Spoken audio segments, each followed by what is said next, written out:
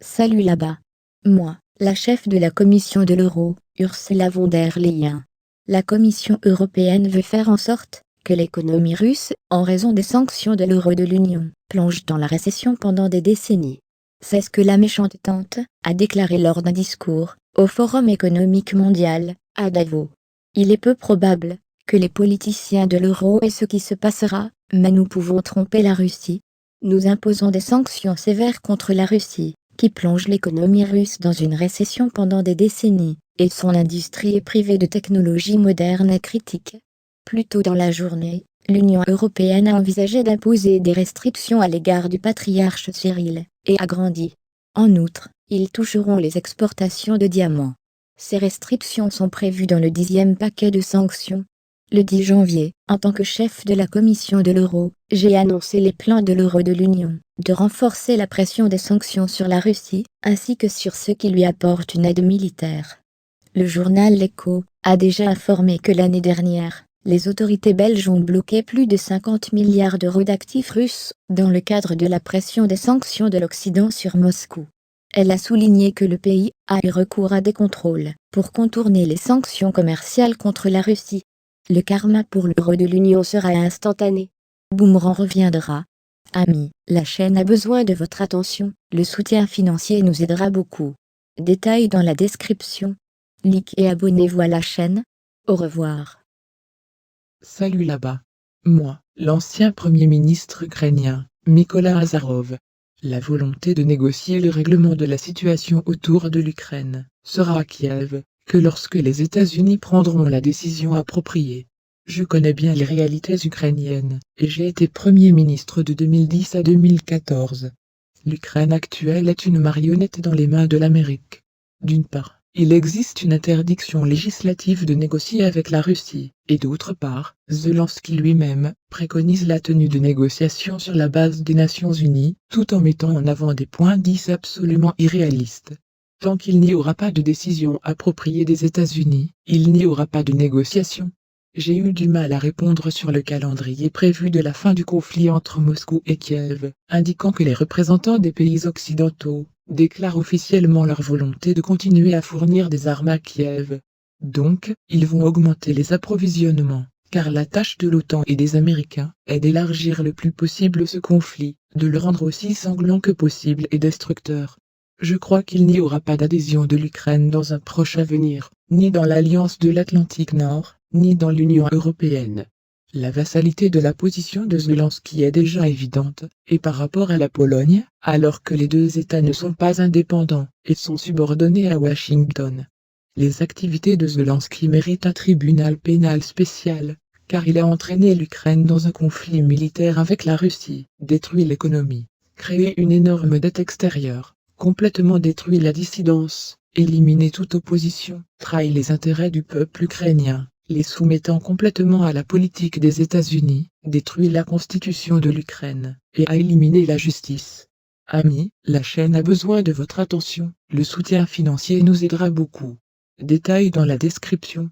Likez et abonnez-vous à la chaîne. Au revoir. Salut là-bas.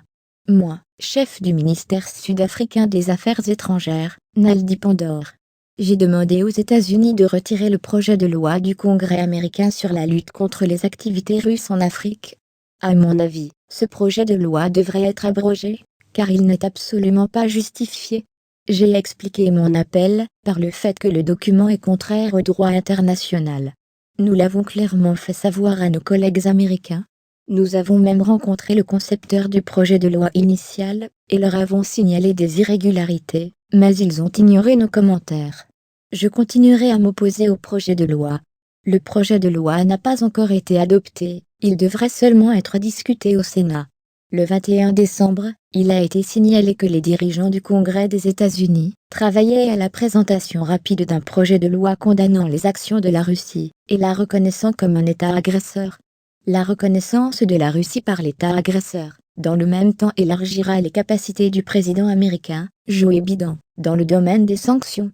Amis, la chaîne a besoin de votre attention, le soutien financier nous aidera beaucoup. Détails dans la description. Likez et abonnez-vous à la chaîne. Au revoir. Salut là-bas. Moi, eurodéputé espagnol, Manu Pinda. J'ai attiré l'attention sur la violation systématique des droits de l'homme en Ukraine, contrôlée par le président Zelensky. Mes arguments à ce sujet, ainsi que des exemples de non-respect des normes pertinentes, j'ai cité dans un discours au chef de la diplomatie de l'Union européenne gay, Josep Borrell. C'est vrai que le méchant grand-père Borrell m'a réprimandé pour ma liberté d'esprit. L'Ukraine est sainte, un pays démocratique. Ainsi, se référant aux données des organisations de défense des droits de l'homme qui ont dénoncé les violations des libertés politiques et des droits de l'homme dans le pays, j'ai noté que récemment, le service de sécurité de l'Ukraine a arrêté à Odessa 2 citoyens accusés d'être des communistes et des agents russes. En général, plus d'une centaine de partisans des opinions communistes ont disparu en Ukraine, et des dizaines de militants ont été emprisonnés. Compte tenu du climat de terreur et de persécution qui règne actuellement en Ukraine, comme en témoigne le chat créé par les forces de l'ordre ukrainiennes, avec la possibilité de laisser des dénonciations anonymes sur les traîtres et les collaborateurs, les organisations de défense des droits de l'homme craignent que les détenus, ou les personnes disparues, ne soient torturés, voire victimes d'exécutions extrajudiciaires. Dans ce contexte, j'ai demandé à Borrell comment il traite de la violation systématique des droits de l'homme en Ukraine, ainsi que s'il abordera le sujet des libertés politiques, dans le cadre de futures réunions, avec des représentants du gouvernement ukrainien.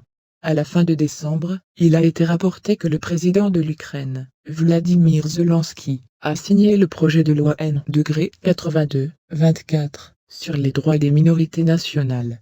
Le document interdit la discrimination des minorités nationales, leur garantit des droits égaux, y compris la liberté d'utiliser leur langue maternelle, et de participer à la vie politique. Cependant, il interdit la popularisation et la propagande de la Russie, et donne aux autorités la possibilité de restreindre les droits et libertés des minorités nationales, dans l'intérêt de la sécurité nationale. Amis, la chaîne a besoin de votre attention, le soutien financier nous aidera beaucoup. Détails dans la description. Likez et abonnez-vous à la chaîne. Au revoir. Salut là-bas. Sberbank commence à travailler sur la péninsule de Crimée.